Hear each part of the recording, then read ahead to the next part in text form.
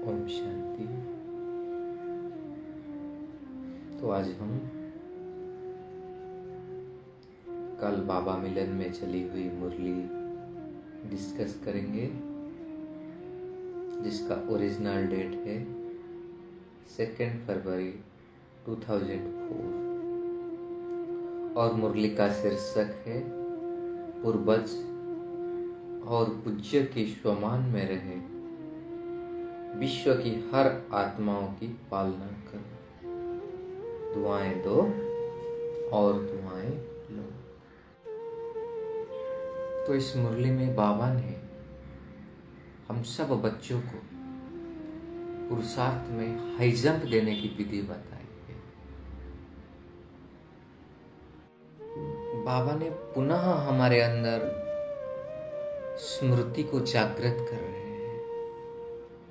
जो समान के हम अधिकारी हैं, बाबा उसे पुनः हमको याद दिला रहे हैं। और उस प्रमाण हम कहाँ तक चलते हैं, उसका नशा हमको कितना रहता है, उसके बारे में भी बताया है। और साथ साथ बाप का हम बच्चों से भी कुछ आशाएं हैं, क्योंकि जो इतना हमको पढ़ाता है, पालना देता है, तो उस पिता के भी कुछ आशाओं को भी हमें पूर्ण करना चाहिए। वो भी बाबा ने इस मुरली में बताया। और साथ साथ समय का महत्व को बताकर बाबा ने हमें कैसे स्व परिवर्तन से विश्व परिवर्तन करना है, और उसके लिए भी कुछ परहेज बाबा ने बताए हैं। तो जैसे हम पुरुषार्थ में बहुत फास्ट गति से आगे बढ़ पाएंगे। तो ऐसे बहुत सारे पावरफुल स्वमान भी बाबा ने दिए हैं। स्वमान से हमारे स्मृति को जागृत किए हैं। तो बाबा कह रहे हैं, आज बाबा सर्वश्रेष्ठ बच्चों को देख रहे हैं, और हर एक बच्चा पूर्वज भी है और पूज्य भी है। इसीलिए कल्प वृक्ष के हम सब आत्माएं जड़ भी है तो तना भी है। तो जैसे तना का कनेक्शन सारे कल्प वृक्ष के टाल टालियों से होता है ना, पत्तों से होता है ना, तो बाबा पूछ रहे हैं कि ऐसे आप स्वयं को सारे वृक्ष के पूर्वज समझते हो।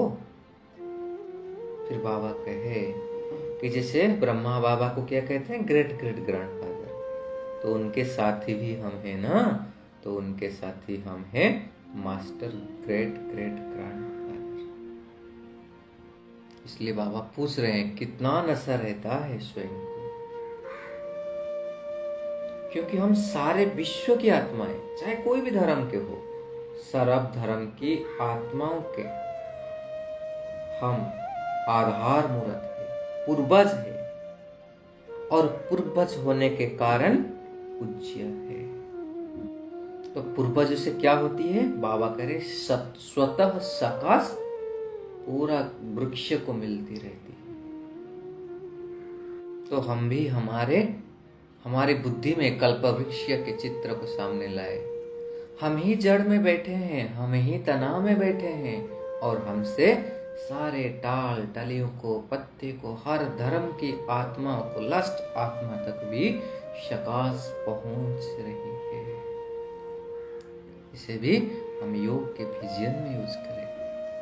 तो फिर बाबा कह रहे हैं कि पूर्वजों का कर्तव्य क्या होता है। कर्तव्य बाबा कहे सकाश देना, दूसरा है पालना देना, उनकी पालना करना।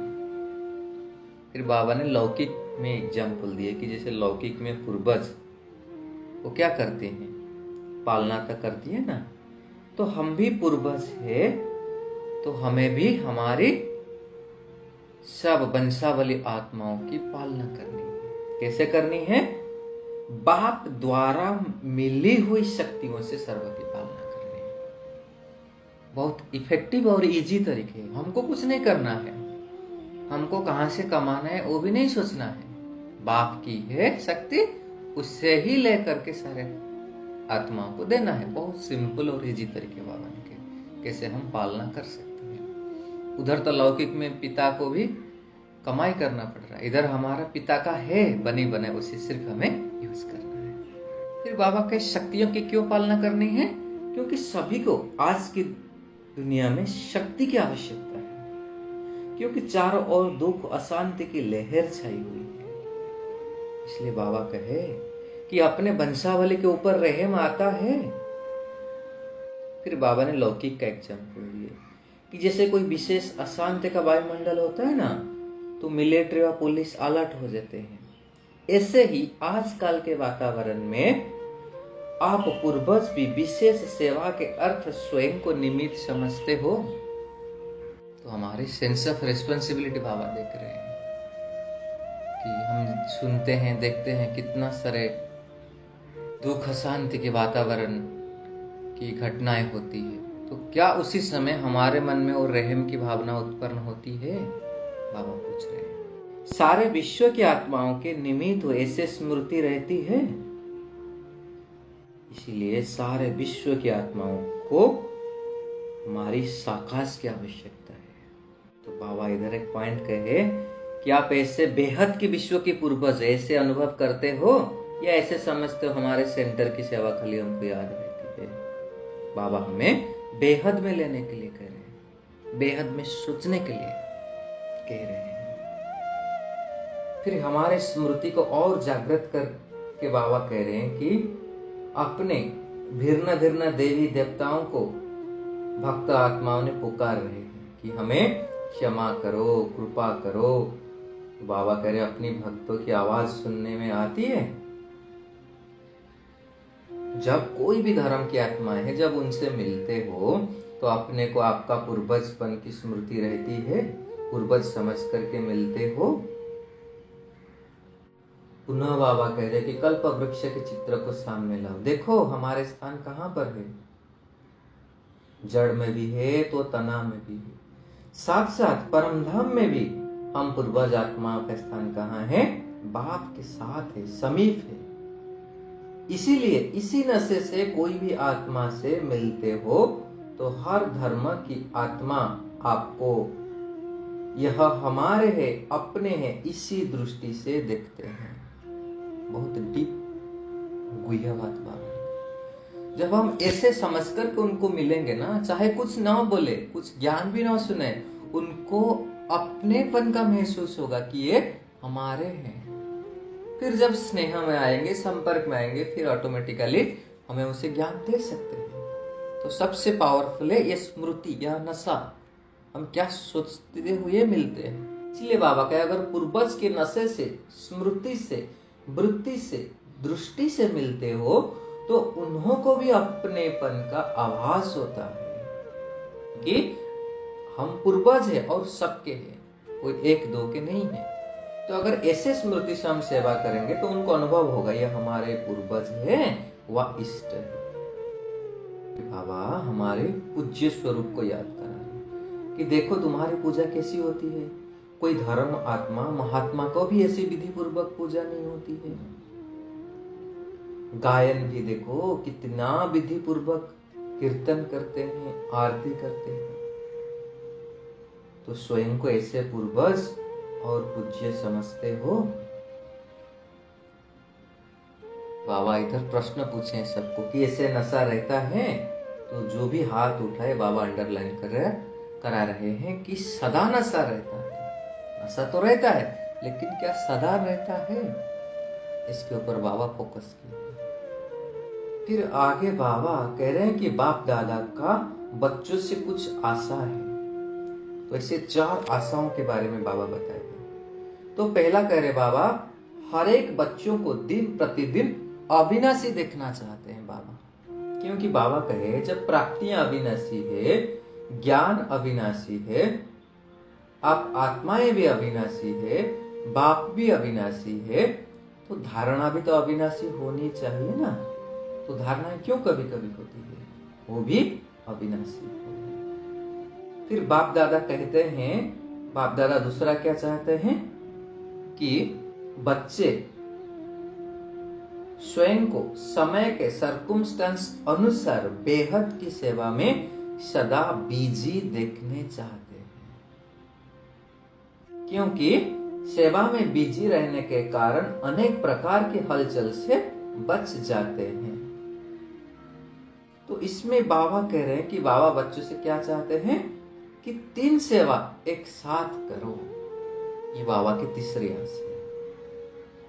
सिर्फ वाचा नहीं, मनसा भी हो, वाचा भी हो और कर्मणा भी हो, अर्थात संबंध संपर्क में आते हुए भी सेवा हो, सेवा का भाव हो, सेवा की भावना हो। बहुत इंपॉर्टेंट। सेवा तो हम सब करते हैं, लेकिन सेवा भाव कितना रहता है, सेवा के लिए भावना कितनी रहती है। बाबा ने रिजल्ट भी बता रहे कि इसी समय वाचा की सेवा की परसेंटेज ज्यादा है, मनसा है लेकिन वाचा की ज्यादा है। तो बाप चाह रहे हैं कि एक समय पर अगर तीनों सेवा साथ साथ हो तो सफलता ज्यादा होगी। फिर बाप दादा बच्चों से अपनी चौथे आशय कहते हैं कि बाप दादा सभी बच्चों को सदा निर्विघ्न स्वरूप में देखने चाहते हैं, क्योंकि बाबा कह रहे आप निमित्त बने हुए निर्विघ्न स्थिति में जब रहते हो ना, तब विश्व की आत्माओं को सर्व समस्याओं से निर्विघ्न बना सकते हो। हम स्वयं निर्विघ्न रहेंगे तो दूसरों को तो बना सकते हैं ना। इसलिए बाबा कह रहे विशेष 2 बातों पर अंडरलाइन करो। क्या है कि हर एक आत्मा को अपने आत्मिक दृष्टि से देखो। और बहुत इंपॉर्टेंट बाबा के आत्मिक दृष्टि से देखना अर्थ क्या है, आत्मा के ओरिजिनल संस्कार के स्वरूप में देखो। हम ये भी तो प्रैक्टिस करते हैं कि उस आत्मा को बिंदु रूप में देखने के लिए वो है, लेकिन बाबा साथ साथ कह रहे आत्मा की जो ओरिजिनल संस्कार के रूप में देखो। कितनी प्यारी आत्मा है, कितने शांत स्वरूप है, कितना सहयोगी है। तो आत्मा के संस्कार के बारे में सोचते हुए उसे देखो। इसलिए बाबा कहे चाहे कोई भी संस्कार के वाली आत्मा हो, लेकिन हर आत्मा के प्रति शुभ भावना, शुभ कामना, परिवर्तन की श्रेष्ठ भावना उनके संस्कार को थोड़े समय के लिए परिवर्तन कर सकती है। हमारी परिवर्तन की भावना उनके संस्कार को भले थोड़ी समय के लिए लेकिन कर सकती है। इसीलिए आत्मिक भाव को इमर्ज करो। फिर बाबा एक पॉइंट के ऊपर इधर हमें अंडरलाइन करा रहे हैं कि बाबा के जैसे शुरू में संगठन में रहते हुए आत्मिक दृष्टि, आत्मिक वृत्ति, आत्मा से मिल रही है, आत्मा से बात कर रहे हैं, इसी दृष्टि से फाउंडेशन कितना पक्का हो गया था। लेकिन धीरे धीरे क्या हुआ, जब सेवा के विस्तार में आते गए ना, तो उससे क्या हुआ, संबंध में आत्मिक भाव से चलना, बोलना, संपर्क में आना मर्ज हो गया। बाबा कहे खत्म नहीं हुआ लेकिन मर्ज हो गया। इसलिए बाबा कहे कि आत्मिक स्वमान आत्मा को सहज सफलता दिलाता है। क्योंकि बाबा कहे कौन हो तुम, कल्प पहले वाली ब्राह्मण आत्माएं सब इकट्ठे हुए हैं। तो फिर बाबा ने ब्राह्मणों की कर्तव्य के बारे में याद दिला रहे कि ब्राह्मणों का श्रेष्ठ से श्रेष्ठ कर्तव्य क्या है, दुआएं देना और दुआएं लेना। तो जैसे बाबा पहले भी बताए थे ना कि पुरुषार्थ में अगर कुछ नहीं कर पा रहे तो सहज तरीका है दुआएं देना और दुआएं लेना। इसलिए बाबा कह रहे हैं अभी भी कि अगर पुरुषार्थ में मेहनत समझते हो तो सबसे सहज पुरुषार्थ है, बहुत अंडरलाइन पॉइंट है, सारा दिन दृष्टि, वृत्ति, बोल, भावना सबसे दुआएं दो और दुआएं लो। क्योंकि बाबा कह रहे हमारा टाइटल क्या है, हम वरदानी है, महादानी है। इसीलिए सर्व के संबंध संपर्क में आते हुए यही सेवा करो, दुआएं दो और दुआएं लो। तो बाबा कह रहे हैं इतने दुआओं का स्टॉक है आपके पास कि कोई भी आत्मा आए, कोई अपोजिशन करे तो उसे भी हम दुआएं दे सकते हैं। बाबा कह रहे अपोजिशन तो होगी, क्योंकि अपोजिशन ही तो हमें पोजीशन तक पहुंचाएंगी। फिर बाबा ने बहुत सुंदर ब्रह्मा बाबा के बोल दिया कि ब्रह्मा बाबा के सामने कितने अपोजिशन था, लेकिन ब्रह्मा बाप ने सबको दुआएं दी ना, नंबर 1 बने ना। इसलिए बाबा कहे कि यही सोचो कि मुझे भी ब्रह्मा बाप के समान दुआएं देनी है। बाबा कह रहे क्या ब्रह्मा बाबा के सामने अपोजिशन नहीं आती थी? ब्रह्मा बाबा के सामने व्यर्थ बोलने व्यर्थ करने वाले नहीं थे क्या? लेकिन ब्रह्मा बाप ने सबको दुआएं दी, दुआएं ली, समाने की शक्ति रखी है। बहुत इंपॉर्टेंट शक्ति है दुआएं देने और लेने के लिए, समाने की शक्ति। बाबा का क्या भाव रहता था? ये बच्चा है, बदल जाएगा। ऐसे ही बाबा कह रहे आप भी यही वृत्ति, यही दृष्टि रखो कि यह कल्प पहले वाले हमारे परिवार के हैं, ब्राह्मण परिवार के हैं, मुझे बदल के इसी को भी बदलना है। यह नहीं सोचो कि यह बदले तो भी मैं बदलूं, मुझे ही बदल के दिखाना है, यह मेरी जिम्मेवारी है। इसी से ही दुआएं निकलेगी।